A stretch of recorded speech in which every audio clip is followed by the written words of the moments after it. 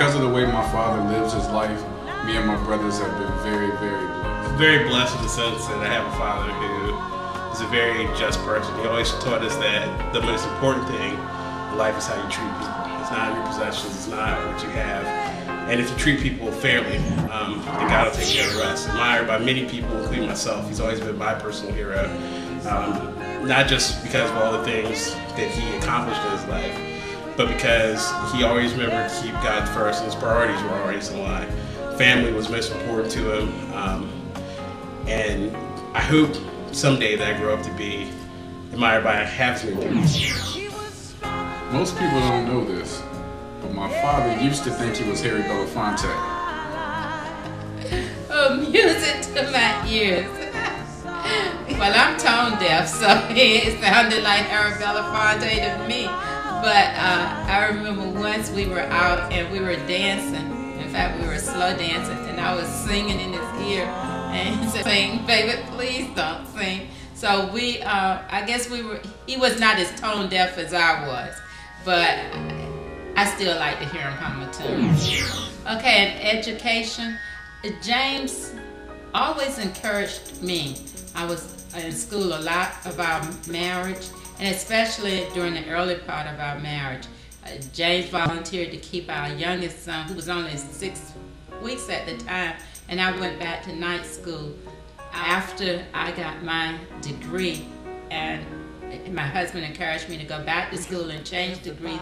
He told me one evening, he said, "You know, these boys are getting older, and there's no way that I can encourage them to go on to higher education if I don't have a degree." And so he started going to night school while working a full-time job, and he got his degree. And that, I don't know, it impressed me greatly, because my husband has always worked hard, and he's always been concerned about the example he was setting for his sons, to make them men that he would be proud of. My godmother can also be described as spiritual.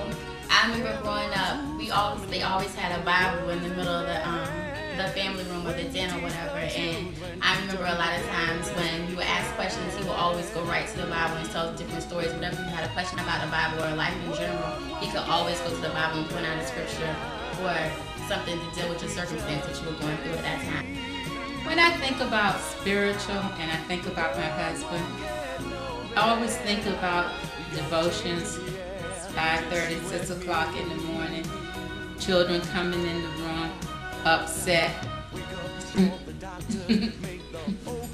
frowns on their faces, and my husband going through the devotions just like they're smiling, and he doesn't even see the anger or whatever. And It was important for him that we always put God first, and God was the first person that we acknowledge each and every day. And I think he laid a great spiritual foundation for us, which is the cornerstone for everything else in our lives. And so I think Mr. Bond, or as he's most affectionately known as Pops, truly has been blessed with great siblings, 3 awesome sons, and a wonderful wife who loves him truly more than all the words and all the books in all the world. Those around him speak so fondly of him, and the outpouring of response for this party just speaks volumes of just the type of person that he is. He's such a blessing to others, and in turn it shows just how special and how blessed he really is. to me, my husband, I guess if I'd say in his life, God's first, and then his family, and then his job. But he seems to put 100% of himself in all 3 of those places. He would work, and he worked tirelessly. But he also expected the same out of those people that worked with him or under him. He led by example in his job too. Thus, he many awards and recognition because of his hard work. Equal opportunity, he always was interested in people getting a fair shake. My godfather is extremely noble. I have my funny story from this one day when Jeff was about to get married. We were talking about, he had little, asking little questions about marriage. So my godfather and I happened to be around, and my godfather was just going on and on about all the things he could get from my godmother. So finally, me and Derek asked him, well, Goddaddy, what does she do for you? Like, what does she have to contribute? And he looked me dead in the face and said, Sheena, baby, your godmother was made to be loved. Stop that.